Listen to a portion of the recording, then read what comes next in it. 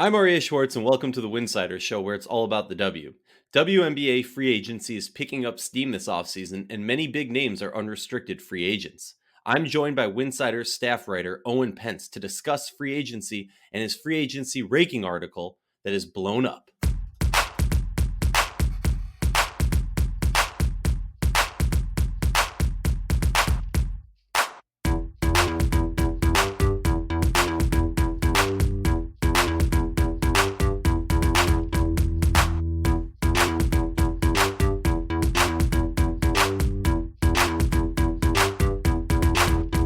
If you like our show, please consider joining our Patreon community, patreon.com/Winsidr. For less than a cup of coffee a month, you can directly show support for the hard work we do covering the W. And don't forget to see our amazing staff's written content over at winsidr.com. While you're there, check out the Overseas Tracker. It's live. You can go see where your favorite WNBA players are playing overseas, all in one place, broken down by their WNBA team. Owen Pence, glad to have you on the show. How you doing? I'm fantastic. I'm glad to be here. It's snowing out in Brooklyn right now, which is a little bit concerning, but I'm happy to have a Christmas season, holiday season around Hey, the corner. for me, it's Hanukkah season, so either way, whatever. But There you go. I'm worried about the snow hitting DC. I hope it doesn't come this way. See, I'm from Portland, Maine, so I'm used to an earlier snow. So I almost forgot about it this year, and now it's just kind of hitting me out of nowhere. But it's good. It's basketball weather. I like it.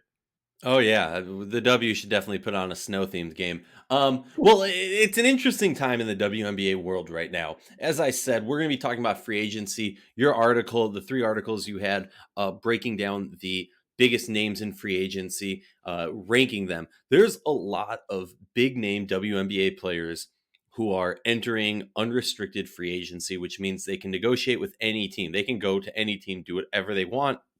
We're not going to get into restricted, cord, and all of that stuff.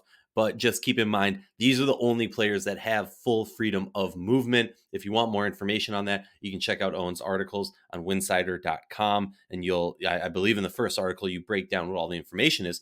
I think the interesting aspect of this, and for every sports league out there, is so much attention for professional sports league goes on during the off season. And everyone gets to kind of put on their GM cap and say, oh, Candace Parker is going to go to hometown Chicago. No, Candace Parker is going to go to Atlanta because Turner is based out of Atlanta and she has a contract with Turner. There's all these things. I mean, and typically, historically in the W, we don't see these player movements. I mean, some of the biggest name players that we've ever seen move teams is Elena Delle Donne. Okay, she demanded a trade. Sylvia Fowles. Okay, she demanded a trade. But not so many of them were moving under unrestricted free agency, honestly, short of the GOAT, Simone Augustus, who really shocked the world. I remember, like, literally my mouth dropped and I was short of breath reading that on the DC Metro when that news broke. I believe it was late February or maybe early January. No, it was probably February based on the dates of 2020, right before all the craziness of COVID hit.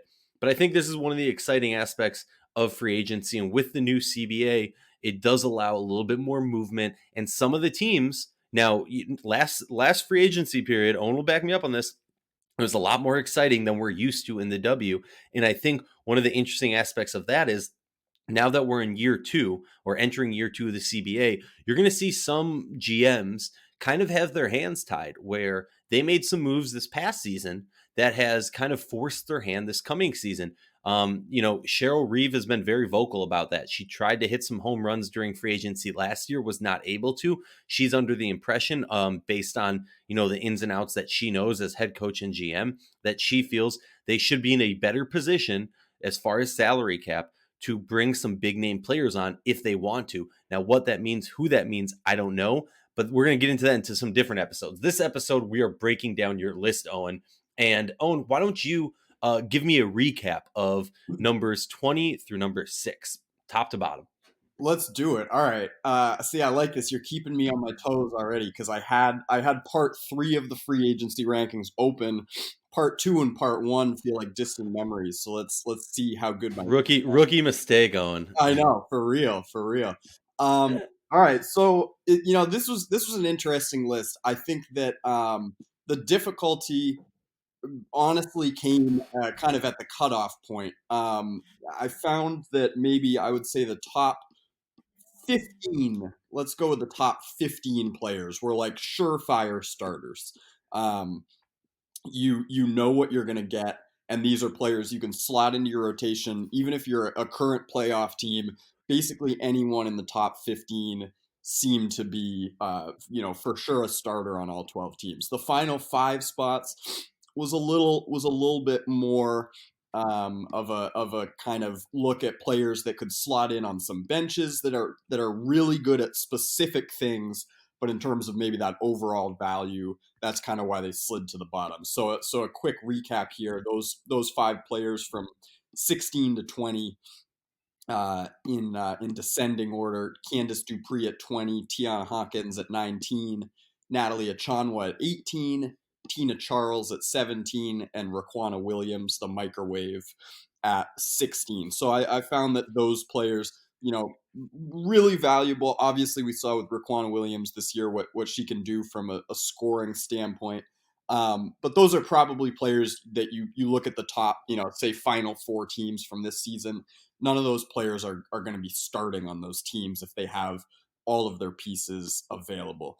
15 through 11, this is where we start to get into the starter territory, real solid players: Erica Wheeler, Amanda Zowie B, Benijah Laney, who's someone that I think, you spoke briefly about Cheryl Reeve and how she's going to attack this current offseason. I don't think anyone makes more sense for what they need than Laney. Kayla McBride is at number 12 and Jasmine Thomas at 11. Then we enter the top 10. The top 10 was part 2 of my rankings, and this is where it really started to get difficult, because I kind of said this in the final piece of my rankings. Basically, if you ordered these top 10 and just did a randomizer and came up with a random order, it might be as coherent as what I put out there. There's a lot of ways that you could rank these players. I had Cheyenne Parker at 10.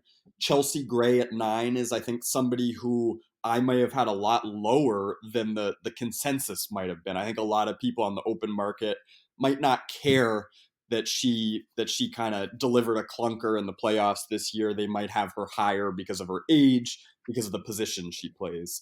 I had her. Well, also, I mean, not to cut you off real quick, but I think something else, another aspect of it was, you know, just thinking about it, so many times over the past few years, I've heard Chelsea Gray referred to as like this is her team. She needs to kind of take over. I could see her like not to knock her. I still like the jury's still out on if she has that ability to be that star of the LA Sparks and bring them to a championship as that leader. But I think also, looking at most of the teams, if she were to shift over to a different team in free agency, I don't think other teams would be putting her in that position, which maybe is a reason that some GMs would rank her a little bit higher. Also, she's what arguably, I mean, I think pretty clear, at least in my mind, a top 3 point guard, and she ain't number 3 in the league. So just an interesting aspect in regards to that. Sorry, continue. No, absolutely. I completely agree. I think she's pretty clearly the second best point guard in the league, although I do think you could make arguments otherwise. I do think that Jasmine Thomas is someone that provides maybe more consistent value on one side of the ball. As in, if we're looking at offense and defense, Jasmine Thomas's defense might be more consistent than anything in Chelsea Gray's game. But obviously, the ceiling with Gray is much higher, and we've seen her do it on the highest level in the finals at a very efficient rate, and so that's why she was ranked higher. But it's an interesting conversation. Regardless, moving on, I kind of cheated with the next two. 7A was Emma Mieseman, 7B was Ariel Powers. That was basically a shrug, my version of a shrug in written form. I conducted a Twitter poll to see if my Twitter followers could help me out, because I don't know. It's like it's apples and oranges. They bring completely different things. They're both really valuable in their own ways. And again, so much of this is completely subjective, right? If you're a GM, you have specific positions that you need to fill. You have certain cap restrictions. So it's really not a level playing field. And that's why this exercise was less about the actual rankings where people ended up and more just an excuse to kind of present the top 20 free agents and start to get, people's minds going in different directions in terms of where these players will end up, what they bring to the table. And then 6, rounding out part 2, was Alycia Clark. This was another one that people seem to have a lot of variance in terms of whether they believed the ranking was fair or not. I think some people were kind of had a bit of a raised eyebrow in terms of somebody who's 33 and coming off their best season being ranked this high. And in my defense, I was kind of like, well, if she's coming off her best season, that probably bodes well for the future. No, she does things that seem to be conducive to aging pretty gracefully in the WNBA. She shoots, she plays defense. It's not like she's incredibly athletic in a way that she's going to suffer a major drop off. So that's why she's 6th, and that kind of sets up our top 5 here. Yeah, and I gotta say, for Alycia Clark, reading the last line in your article talks about her going to New York, a good fit in New York, not going to New York, a good fit in New York, a good fit in Vegas, money in Minnesota. Thinking about a player that when you talk about what Minnesota needs, I think it's pretty clear. They want someone who can play some lockdown defense but can hit the ball deep. That's something that they've struggled with over the past couple of years, but having the ability of adding that, and then obviously, throwing a vet savvy player like Alycia Clark onto New York, a heavy young team, would be a game changer for them. And I agree with you putting her that high, because at the end of the day, she's not known for being the fastest player. She's not known for, having the craziest handles, or honestly, none of her skill sets are things that you fully expect to drop off the older she gets, right? Like, she's going from college, she was a big, so she has all that post work. She was undersized when she came into the league. And if you, shameless plug, Winsidr Film Room, we had her on. It's one of our biggest viewings of our Winsidr Film Room, and she talks very candidly, very in depth about in her college days when she transferred colleges. Part of the reason was her coach said to her, like, you have the ability to be in the WNBA, but if you're going to be able to do that, you need to grow your skill, because you're going to be undersized as a big, so you need to grow your guard game. And she obviously was able to do that. Defense has been a ridiculous aspect of her game: the 3-point shooting, the post work, and then what I like to call her signature floater. But yeah, sorry. Let's get into the top 5. I'll let you read off number 5, and then we'll discuss. Yeah, so number 5 is, very interesting, a fellow member of the Seattle front court, at least currently. And I think that 6 and 5, I've been mentioning in tandem quite a bit when you're looking at Seattle's offseason, Seattle's winter, and kind of the decisions that they have to face here going forward as they, attempt to defend their Wubble title. Number 5 for me is Natasha Howard. Howard is someone who, I love talking about because I felt that she was one of those players this season, and I'm very curious to hear your thoughts on this. She was one of those players this season that, to me, the narrative and the Twitter jokes got rolling very early on in the season, kind of at her expense. She had a few kind of clunky offensive games to start the season.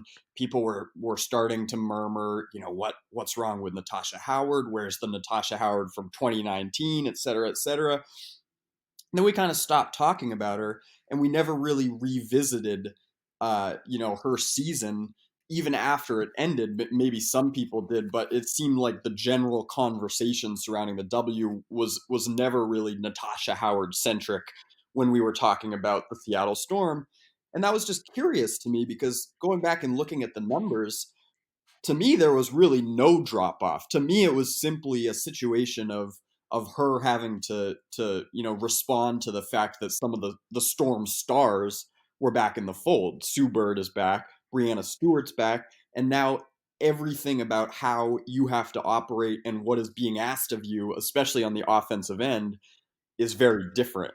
And so I just think that she kind of got the short end of the stick narratively, and she didn't really deserve it. I went back and the one advanced stat that I included in my article here as it pertains to Natasha Howard.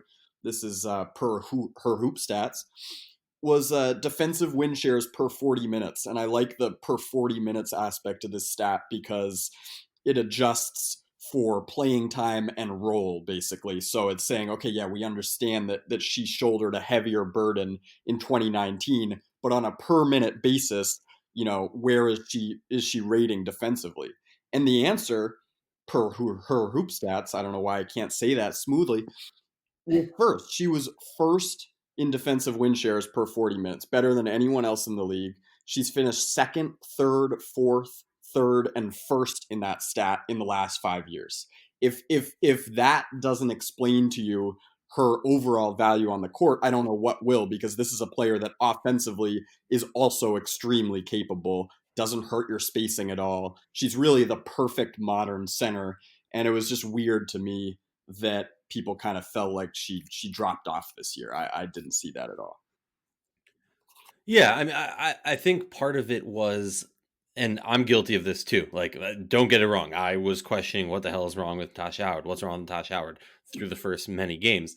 I think for me at least, so I won't speak for everyone, but I think there was somewhat of a consensus of confusion between everybody in this league in regards to the fact that we were going into this season before the wobble, before everything. We expected to have a 1 or 2 game. I'm blanking on it right now. I don't have it in front of me. Longer season than we've had in the past. And then all of a sudden, when we start the wobble, the season is condensed. It's condensed to 22 games. And what that means, I'm no mathematician, no genius to figure out that each game is that much more important. That, if, and I haven't seen anyone really write an article about this, but I think it's an interesting aspect. If you were, a player who scored, let's say, 35 points in one game, that's going to bump up your average much better, just because I don't care if you have a couple clunkers, like that's just going to bump up your average. So I think for me, as not an elite statistic mind, it's hard to kind of conceptualize this in the same realm in comparison to a normal typical season. Now, it wasn't a typical season. That doesn't take away from the championship. That doesn't take away from the hard work. But going into the season early on, I think we saw Natasha Howard, who was a little bit not in game shape. And when I say that, I don't mean, like she had put on 50 pounds or, blah, blah, blah. What I mean is, when I think back to the 2019 season, and heck, for most of Natasha Howard's long career and being on 3 different championship teams now, is just, she never got tired. She was one of those players that had the nonstop motor, the ability to consistently, even though she was banging down low with some of the biggest bigs in the league, she was also able, like you were talking about, she is that great ideal modern center. She was also able to run the court, make some wildly athletic offensive plays, and hustle back and get back on defense, and then still have, like, there just wasn't that element. So I think more so versus a situation of her dropping off skill set or production wise, I think it was much more so a situation of her, the pandemic has affected us all in a plethora of ways. For athletes, there's a specific thing that could have happened in regards to they weren't able to get to the gym going into the season. A lot of the athletes, a lot of the talking heads were talking about the fact that we have to expect that there's going to be some low scoring games early on in the season, or maybe, this aspect of the game, third quarter, fourth quarter is going to be a little bit out there just because players aren't in game shape yet.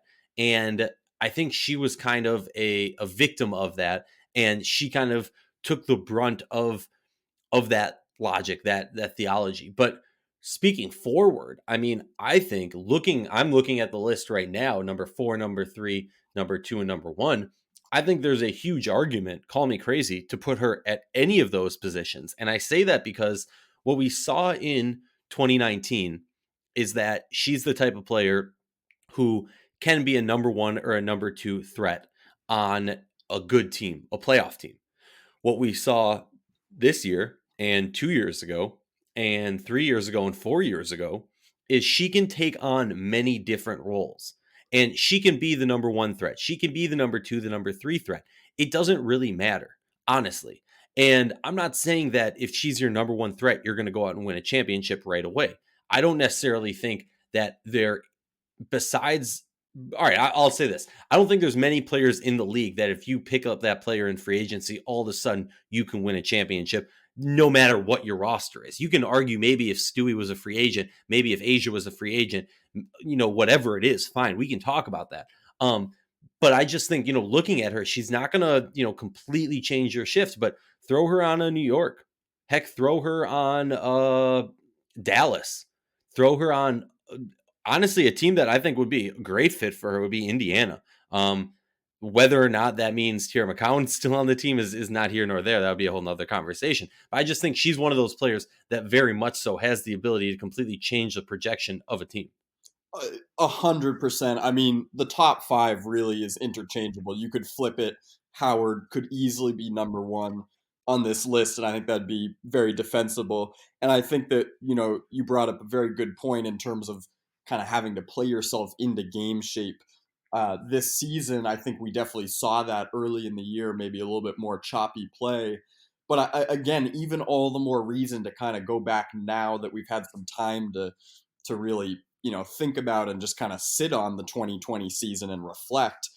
All the more reason to go back and just look at her performance as a whole, and in Hmm. terms of shouldering a burden, and in terms of playing extremely hard, playing with that motor that she's kind of known for.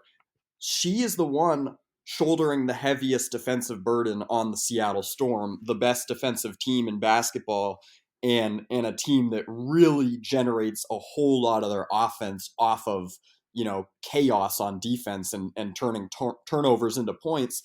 And I think it just must be mentioned whenever we talk about Natasha Howard that Breanna Stewart can't have the incredible comeback season that she had this past year if Natasha Howard is not on that team.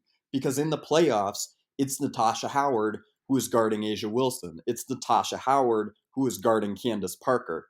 And that's extremely valuable because Breanna Stewart can do a lot more on the offensive end when she's guarding Carolyn Swords. That's not a matchup that's really going to drain your energy on the defensive end. And so I think that Natasha Howard deserves, quite a bit of credit for taking the best player on the opposing front court night in and night out. And then I think as far as availability is concerned, because you're right, Howard plugs into just about any team really, really well. I think Indiana is a perfect example of a team that just has this idea and has this vision of them being like a super up and down, fast paced, chucking threes type of team. And that just wasn't the reality this year. As much as they wanted it to be, they still were playing at a pretty lethargic pace. And I think that Natasha Howard is someone who would completely transform, that team at the five position. Um, but I think it must be mentioned here that I did these rankings before we have any information in terms of who teams are going to core. So I think that Natasha Howard is a probably pretty likely example of someone who Seattle's going to want the exclusive negotiating rights with, and is really going to want to bring back. I think that they're probably going to have to make a decision: Alicia Clark, Natasha Howard, or Sammy Whitcomb. Someone who's a better cap expert than I might have figured out a way to pull off the gymnastics to get all three of those players back. But I don't think that's all that feasible unless one of them takes a significant pay cut. And so the clear avenue forward is you do whatever you can to secure Howard and to secure Clark. And then, as good and as valuable as Sammy Whitcomb is, and I think she's a really valuable piece, she's probably going to be the cap casualty for the Storm this offseason. Which is an interesting aspect because she's the restricted free agent of these. So, I completely agree. I mean, if you're Seattle, you're looking at this and you're saying Natasha Howard has to be our number one piece, at least in my opinion, of who we bring back. But even more so, like in a moment, I'm gonna skip down to number four and talk about how I very clearly think, just in terms of longevity of the future, I would put Natasha Howard above our number four, Nneka Ogwumike, just for the sake of, I think Natasha Howard is probably going to be in this league a little bit longer career wise. Um, but I mean, that's just me. That's just what I'm thinking. And honestly, I think if you're whatever, we'll get into NECA. Let's talk NECA because NECA's number 4. Break me down why I think this whole conversation could go in so many different ways, and I don't want to drag on the podcast for 2 hours just talking about the number 5, the number 4 before we even get to the top 3. So talk to me about NECA. What your thoughts were in putting NECA at the number 4? 2 hours is light work. We could go a lot farther than 2 hours. I know, right? Here's what I'll say about putting NECA above Natasha Howard, and I think that you're entirely right that Howard is younger and will be in this league longer, and she really, well, we're dealing with honestly sort of similar players. They're not similar at all, and yet they are similar if you just kind of look at statistical profile. If you're just looking kind of rather vaguely about how pieces fit on a basketball court, then Nneka Ogwumike provides some of the same things that Natasha Howard provides. They are both elite defenders, truly the best of the best.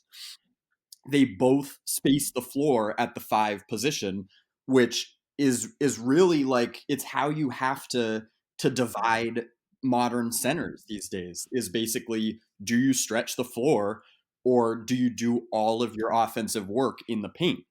And Nneka Ogwumike is such a fascinating example because I think probably if I had to pinpoint it to a specific thing, the reason why I put her higher on this list is that I actually think offensively, where she doesn't really get as much shine as for what she does on the defensive end, I think offensively, she can really do anything, and yet she's not taking up, she's not gobbling up a super high usage percentage. The ball's not sticking to her hands at all, but her shooting percentages are immaculate. Like she really knocks down threes. She doesn't take very many at all, but I think over the course of her career, that's something that we've seen is she's become really accurate from 3. She also is someone who can do the traditional center thing on offense. She's so smart about how she uses her body in the paint, about how she kind of seals off defenders and the way that she posts up so that she can kind of maximize her scoring chances. And then I think probably the final element of why I have her 4 over Natasha Howard's 5, and it's splitting hairs. They're both incredible players, but it's just the kind of overall. I touched on this in the article a little bit. It's the overall leadership thing. I think that there's some, quality that's unable to be quantified. You can't pin it exactly, but the Sparks, look at what happened to the Sparks. And again, you can't pin it all on Nneka being out, but look at what happened to the Sparks in the playoffs when she didn't play. They absolutely crumbled. They did not know what to do, and Connecticut played them off the floor. And Candace Parker played really, really well in that game, but no one else stepped up. And I think that there's just a stability that Nneka provides when she's out there on the floor that, to me, she's clearly the best leader in the game. I touched on this in the article that when we think about the word leader, everyone thinks about point guards, and that's fairly understandable because that's the role of a point guard, is to lead. But Nneka leads, defensively from the 5 position better than just about anyone. And I think that when she's not on the floor, just from kind of a standpoint of game planning and scheming the opponent, I think that the team really, really suffered when she sat. And so that's kind of why she's a little bit higher, despite the fact that she's older. That's why I have her at number 4. I think you can't really quantify the leadership that she brings, but I think that's just so huge. It's interesting because while you're talking, I was the whole time thinking if we could do a little exercise of you swap Natasha Howard and NECA, assuming both of them play perfectly healthy seasons, no one misses any games. In my mind, I'm curious. Before I give my answer, do you think like which swapping Howard, swapping NECA, same roster, same everything? Do you think that may like which team do you think becomes better? Better, you know what I mean? Like Yeah. which team has a better growth after that move? I'll let you go first, just because I'm curious your thoughts when I say that.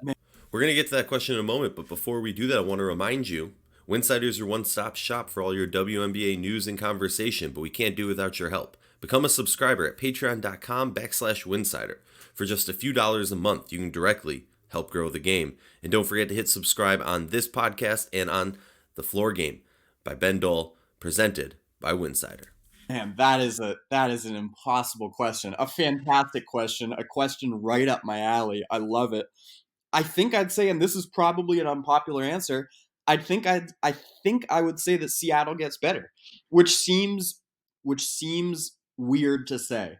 But I think that Seattle gets better just because again of that like stability in the playoffs. And again, it's like I don't know, pitting them against each other just makes me feel icky because they both played so well this season. And I think they both provide, again, as I said, a lot of the same benefits to their team.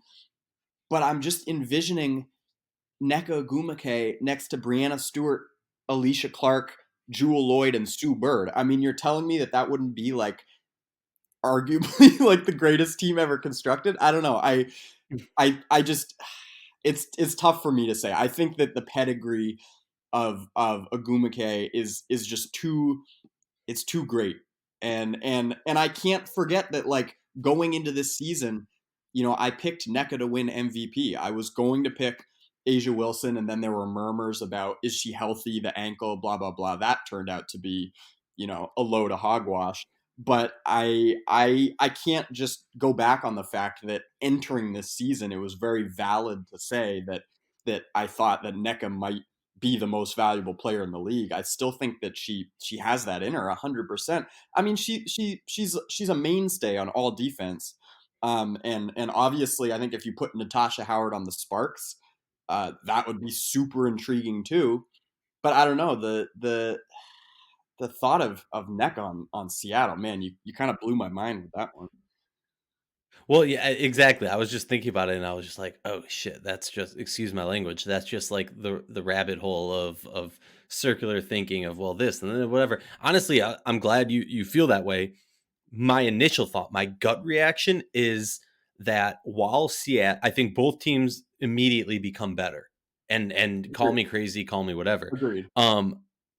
I do think that the growth we would see from LA would be slightly better, and that's not a knock to NECA. It's honestly just a situation of I'm thinking about the pairing of Candace Parker Yeah. and Natasha Howard. I'm thinking about the ability for to use Natasha Howard's skill set and size and that ability to stretch the floor a little bit more. And like this isn't a knock to anybody. Natasha Howard is just a faster player than Nneka Ogwumike, and that's not a knock to Nneka. And Nneka's always, you know, she's always been a little bit undersized to be like that true big. But she's made up for it with basketball IQ, great footwork, leadership, and so many and effort and hard work. And there's so many things that make her game great. So I'm not knocking her at all, but I'm flipping it on you. I gotta think that LA probably does better. Do I think that now we're talking about a difference of the final outcome of the playoffs?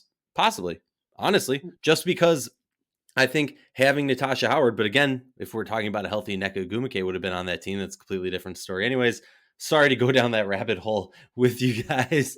Number 3 on our list is Liz Cambage, a player who I think a lot of people could argue and say she's definitely number one. She's number one. You know, she has the record for most points in a game. Excuse me. She was dominant on Dallas. She's dominant here. She's one of the most dominant players in the league.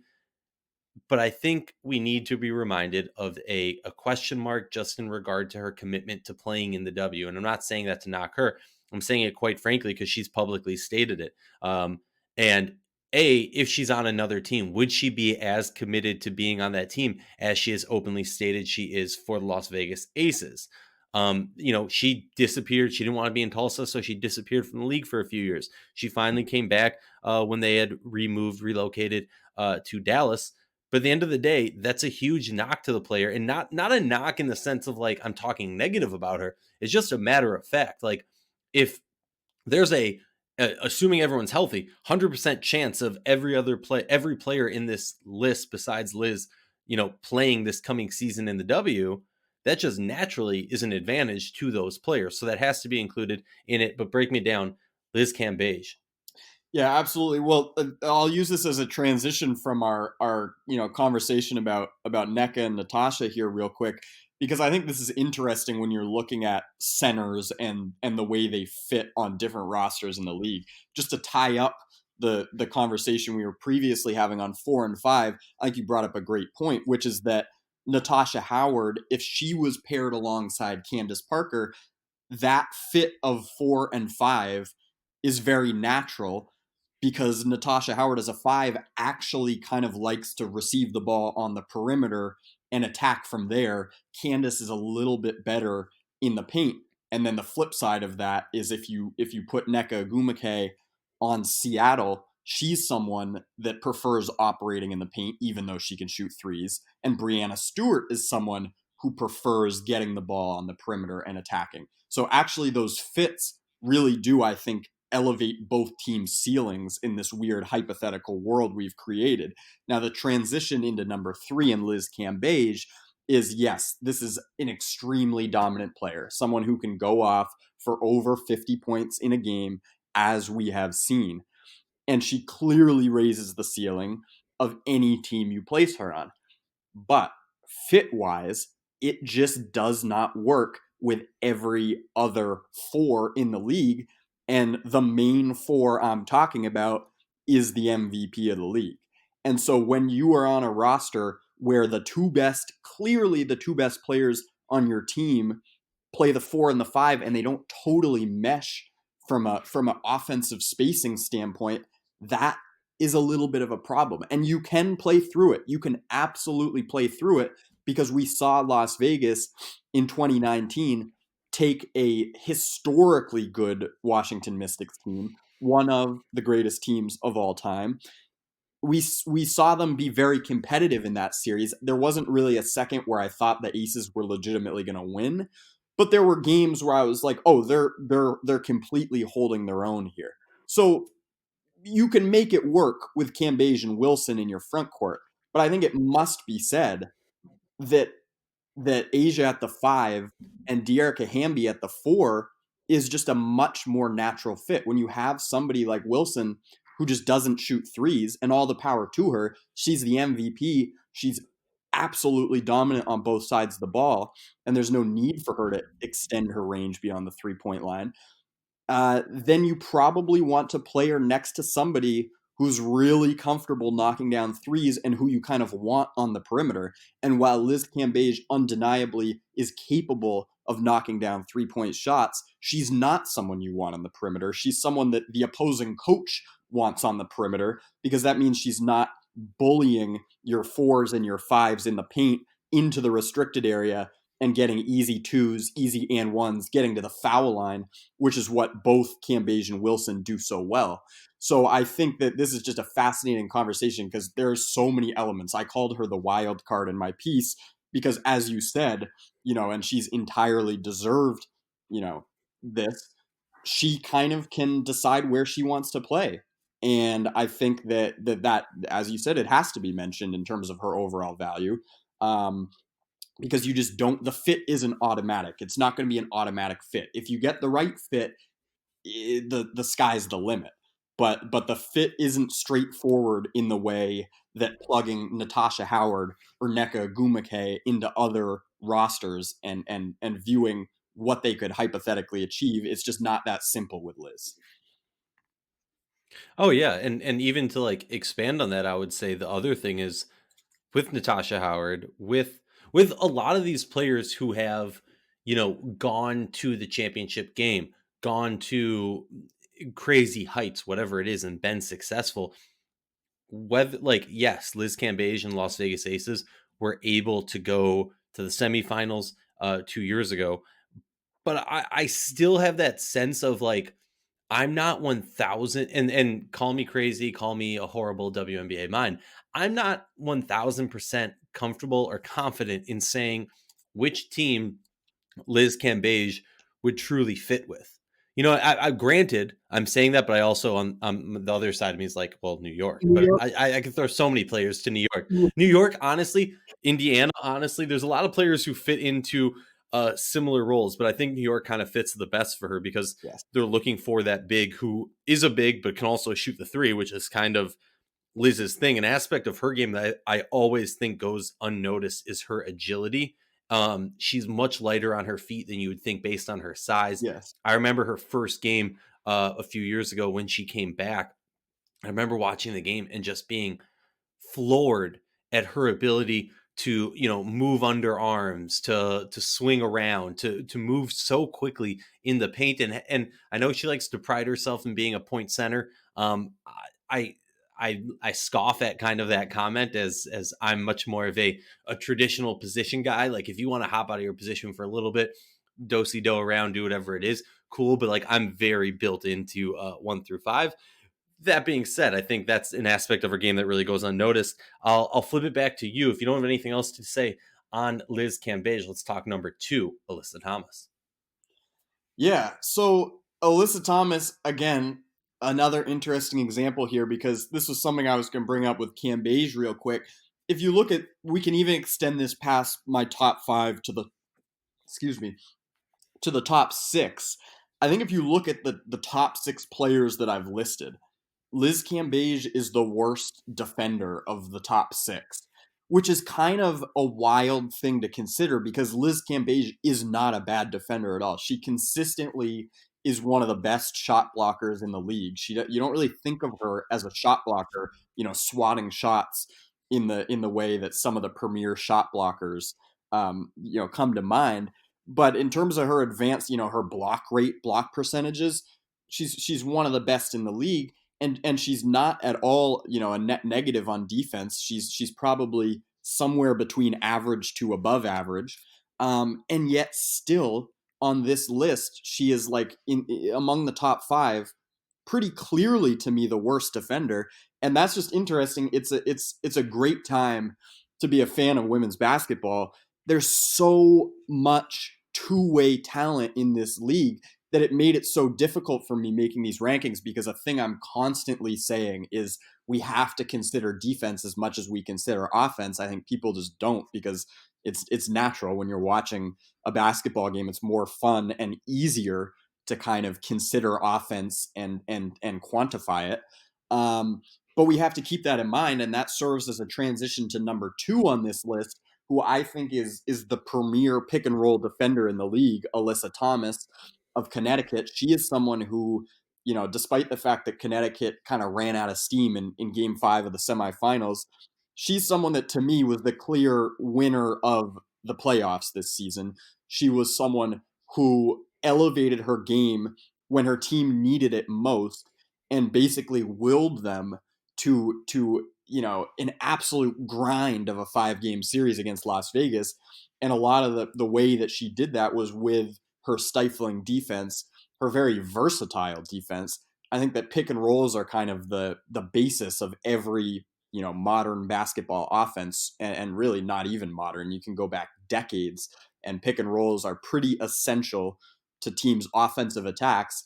And when you have Alyssa Thomas, guarding the big in a pick and roll, you're really well off. You can feel really good about that because you know that she's going to make the right read, make the right play 99% of the time. And that is why Connecticut got as far as they did, despite the fact that offensively their output was really, really scattered and you couldn't really rely on anything from a night to night basis. Now, obviously, to be number 2 on this list, you also have to provide offensive value. And Alyssa Thomas, despite the fact that she can't shoot like basically everyone else on this list, she does everything else really well. She's an elite rebounder. You can really invert her pick and roll wise on the offensive end. You can have her be the ball handler and have a guard set the screen for her, and she still will really collapse the defense and can make the right pass. So I think that she just provides so much, and I think for anyone on this list, I think she's probably the least interesting person to consider in terms of like where is she going to go, because it just seems so obvious to me that she'll be right back in Connecticut. You have more sources than I do in this regard. So I don't know if you agree or disagree with that last statement, but to me, it's like so clear. You bring back Alyssa Thomas at the max and figure everything else out after that. Well, I think if you just look at who their big three would be, it would what it would be Jonquel Jones, Alyssa Thomas, and Dewana Bonner. That sounds like a championship contention team to me.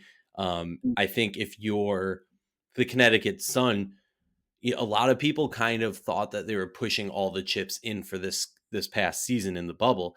I don't really see it that way because when you talk about Kurt Miller and when you speak to Kurt Miller, so often he talks in like the way he thinks is much more in a plan. So, years down the road. And I'm not talking like, oh, 10 years down the road will be a championship contention. When he took over in Connecticut, with the roster that they had, they made some moves, and he stood there and he said, 3-4 years down the road, we're going to be in the championship. 3-4 years down the road, they were in the finals. They were in the championship. They lost it in Game 5 against DC, a tough loss. And honestly, it was one of those situations where it was like, okay, where this team has run its course. They made some adjustments. They need to bring on a little bit more star power. They need to bring on somebody with the likes of Dewana Bonner.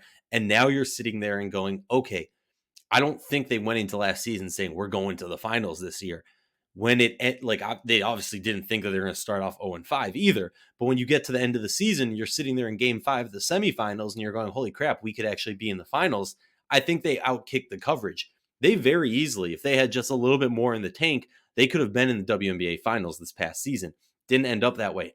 I would be shocked to see her move to a different team just because it looks to me like Kurt Miller has found a way for her to play her best basketball and be as productive as she can. I know they have a great relationship. I know that her and Jasmine Thomas, her and Jonquel, this roster is a very close roster. So I fully expect her back also.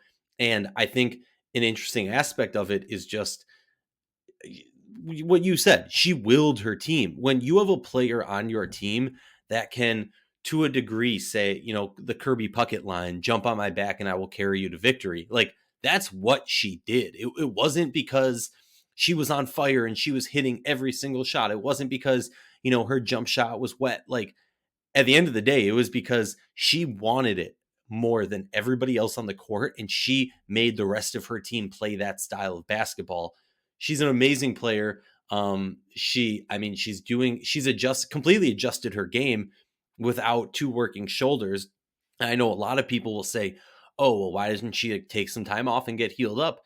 Honestly, like, she probably, this is no source or anything like that. My assumption is she says, I have so many more years left in my career. I'm going to play it through Yeah. unless something crazy comes up because I found a way of playing like this and being successful and arguably being the best player, the best version of herself she ever has been. So I think it's kind of naive to sit there and go, well, if she got the surgery and her shoulders were healed, a year and a half later after, or whatever the recovery time is, then finally she would be a better player. Like, what is a better player? We're literally talking about her being the number 2 free agent in the league. And you could very easily argue number 1 because of what we just spoke about, her ability to will her team forward. And the number 1 person in this is somebody who, well, got beat by Alyssa Thomas 2 years in a row. So Yeah. let's talk number 1. Who is the number 1 person on your free agency list? Absolutely, yeah. Number 1 person, you already know her, CP3, the legend. A player with a ring, player with an MVP, Rookie of the Year. She's got it all. And I mean, this is interesting because you're right. I honestly didn't even think of that. The Connecticut Los Angeles, little, I wouldn't really call it a rivalry yet, but it's like they've played. Wait. So here's the thing. Actually, though, just I wouldn't call it a rivalry either. But like, if there was a like right now, what would you say is the best rivalry in the W? If you had to pick one, Oh man, this is that's my a point. question. Well, That it took you that long to think about it. 4 years ago, 3 years ago, you would immediately say Minnesota Lynx, LA Sparks. A couple years before that, you would say Minnesota Lynx, Phoenix Mercury. Throughout history, there's been these different rivalries. So often, after a few years, when the teams change, it's hard to kind of continue that rivalry because we don't have that the history of the NFL or the division play of the NFL where you can really build that rivalry like the Bears and the Packers, or I don't even know, the Redskins and the Cowboys. Like those things were built up over years and because of divisionness. For me, when I look at the W right now, whether or not the players acknowledge it or the coaches acknowledge it, honestly, anytime Connecticut and LA are facing off, obviously you still tune in for Minnesota, LA. But anytime Connecticut and LA are facing off, even though LA is 0-4 over the last 4 playoff games that they've played, Yeah. I still tune in because I have to imagine there is an extremely sour taste in LA's mouth when you talk about Connecticut. And something tells me that Connecticut takes a lot of pride and joy in beating LA. And we're not even talking about Shine Gumake being on both of those teams. So yeah. No, totally. I completely agree. Thinking about it a little more, it's like you're completely right. I think that if I was gonna put a WNBA rivalry up top right now, it would probably be something involving Vegas. I'd either choose Vegas, Chicago, which again does not have the real like I hate playing this team element that perhaps the Connecticut LA quote unquote rivalry does. That's a little bit more a function of just Chicago and Vegas have played some really entertaining high profile games over the last 2 years. And then Vegas and Washington is another one that I think like was starting to get pretty frisky. And then it got disrupted because 2020 has been such an odd year, and a lot of the principal players on those two teams were not playing in 2020, so a lot of the steam got taken out of that rivalry. But to tie it back into LA versus Connecticut, I think you're entirely right. There's a lot of pride that goes with beating the team from the bigger market that gets more buzz and that has more of the big name players. And so I'm sure if Alyssa Thomas ever read this list, which she won't, she would funnel her number 2 ranking into some motivation to continue beating up on the Sparks. But I think this is pretty fair, right? Like if we're looking at the complete season, there's only one player on this list, to me personally, there's only one player who you could argue could have been the MVP of the league this year, and it's Candace Parker. To me, she was number 2, behind Wilson in the MVP voting. Again, it's just because of that two-way burden that she carries night after night. To be the age that Candace Parker is, and I understand it was a single site season, and so there was no travel involved, but it was also a really grueling, condensed schedule. Candace Parker did not miss a game. She absolutely showed up against Connecticut, was basically the only one on her team that did, and she, kind of like Natasha Howard, is guarding the best player in the opposing front court night after night. I don't think you can talk about, like, say, the MVP discussion without mentioning that Candace Parker guards Breanna Stewart, and Stewart doesn't guard Candace when those two teams face off. Now, again, that's not to knock Stewie in any way, because that's just team basketball. It makes sense for Seattle to put Natasha Howard on the best opposing offensive player. But it's just a fact that Candace Parker defensively has been elite for her entire career. She somehow seems to only be getting better defensively, and she's guarding the opposing team's best player. And then you consider what she does offensively for you. The fact that she's an expert passer from the 4 position, which is an extremely valuable skill for a big to have. Maybe the most valuable skill. If you can shoot and pass as a 4 or a 5, it takes the offensive ceiling of your team to a completely different level. And so that's why she's still number 1 for me. She reigns supreme, and I don't really care if people are like, yeah, blah, blah, blah, she's 34, whatever. To me, it's like, and I mentioned this in the article, and correct me if you disagree, to me, the landscape of 2021 is wide open. Anyone could win the title. I think that there are 8 teams that feel like they should be in the mix for a finals spot. Now, I don't think realistically at all that there are 8 teams that can actually win the finals in 2021. But the fact that we're talking about 2/3 of the league as having finals aspirations, it's like you got to go for it now. You got to strike while the iron is hot. And so in the next, say, 2 to 3 year window, even if Candace Parker is not a lock for the 4 year max, the way Alyssa Thomas is, I'm still placing her one spot above, because next year you want to go out and win that title. This is the player to me that will help you do that more than anyone else. Yeah, no, I agree with you. I'll even, make my ridiculous comment that I've already been shamed for before. My MVP this past season was Candace Parker. Like, it wasn't Asia Wilson, not to knock Asia Wilson. It wasn't Brianna Stewart, not to knock Brianna Stewart. For me, it was a situation like, if you're asking me, you have to be a top 4 team. You gotta typically, like, I just think it's kind of outplay or outdone, overdone, whatever you want to call it, that we always give it to a player from the top 2 teams, or heck, even the best player from the number 1 seeded team going into the playoffs. I find that ridiculous. Excuse me. I find it that we're talking about value here. And I know a lot of people have talked about most important player, most valuable player being different things and blah, blah, blah. But like Candace Parker, if you look throughout the season, Nneka Ogwumike had some injuries. When she was playing well, but there was also a few games where she was just a bystander. Chelsea Gray had a really down season.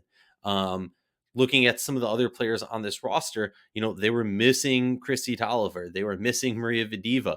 They brought in a plethora of young stars, unsigned draft players. They had, Brittany Sykes, blanking on some names right now, just we've just gone through like every team, so I'm thinking of like every player in the league.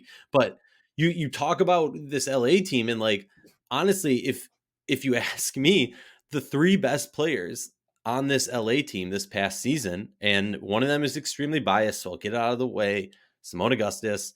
Yeah, I know she didn't have the greatest of seasons, but here's the thing: her 3-point percentage was through the roof.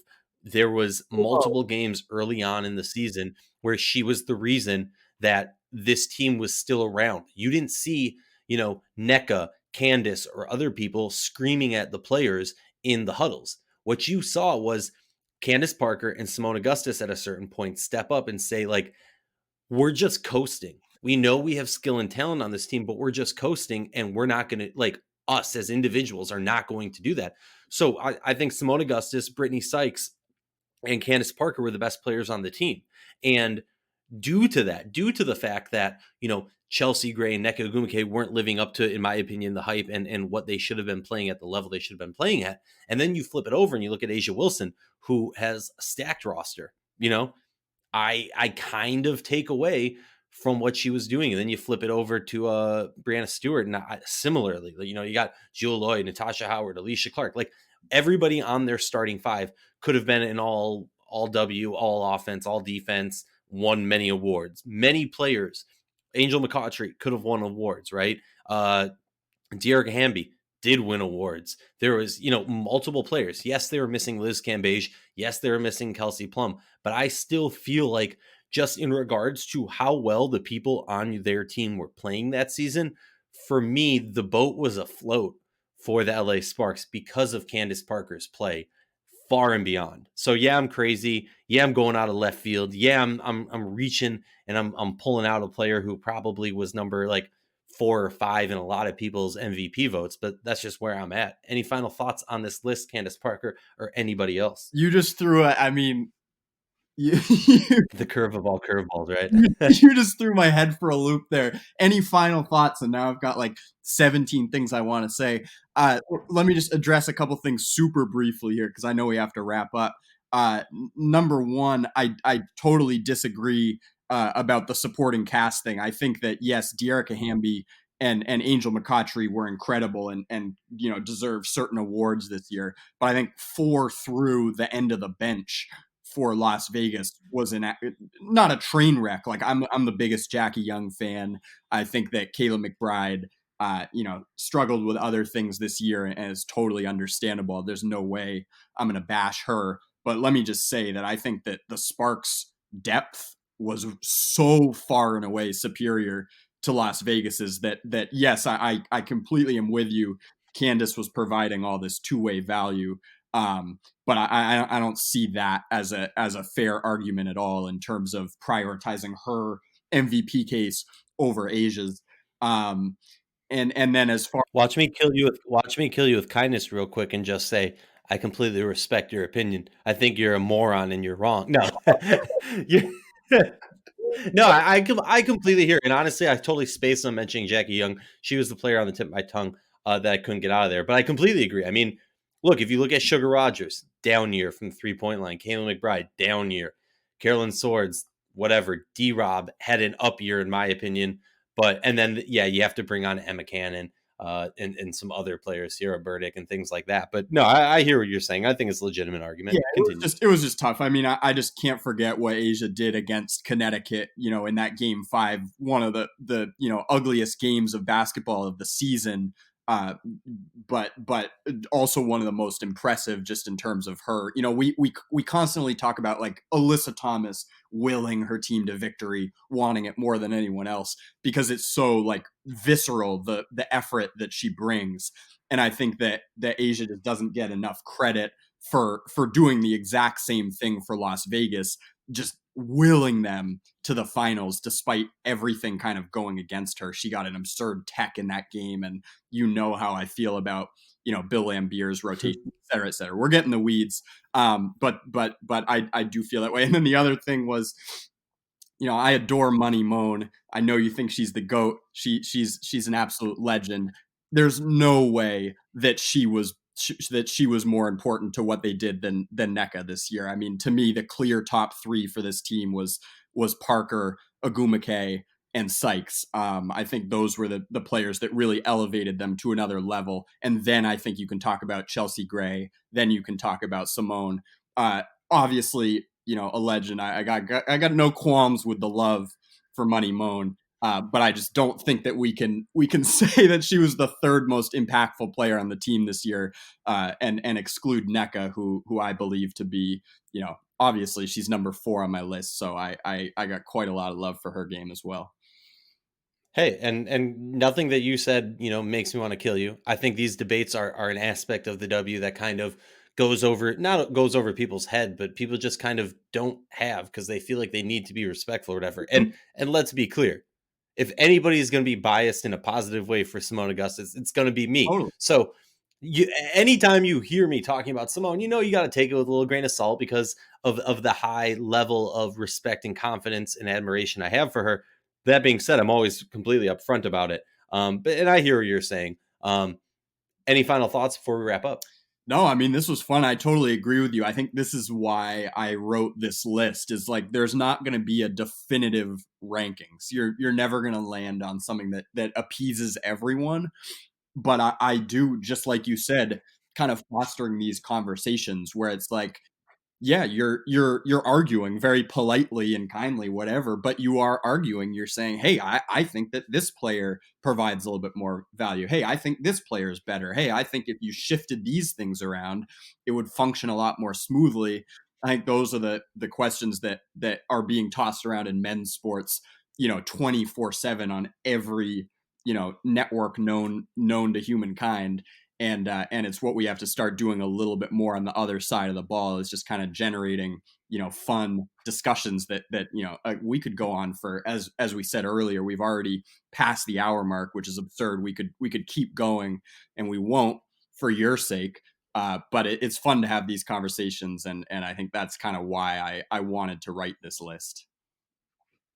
And if anybody has any complaints about us going long on this, you can blame Miles on Twitter, Miles Ehrlich. As we always remind you, Winsidr is your one-stop shop for all your WNBA news and conversations, but we can't do it without your help. Become a subscriber at patreon.com/Winsidr. For just a few dollars a month, you can help show, support, and grow the game. Thank you so much, Owen, and we'll be back with more Winsidr Show episodes twice a week, hopefully, until the new year. Have a great one.